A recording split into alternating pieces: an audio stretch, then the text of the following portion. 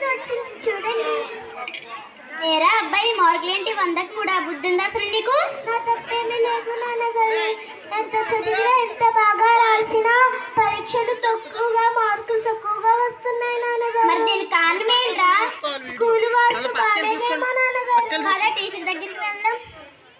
Teacher మా పిల్లవాడు మార్కులు నానేంటి స్కూల్లో ఎలా ఉంటాడు పడుద్దాయి?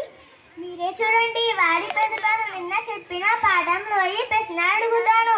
ఒరే చింటూ ఇలారా. ఏమిటి టీచర్?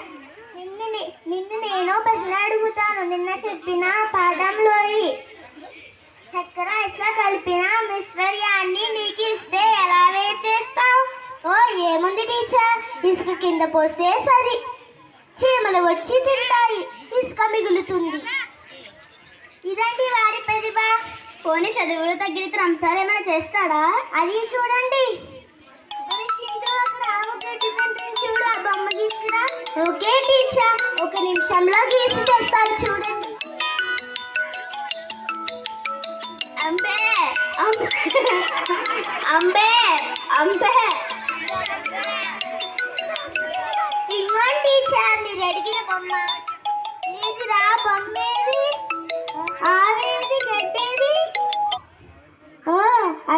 అదా టీచర్, గడ్డేమో ఆవు తినేసింది, అందుకని గడ్డి లేదు.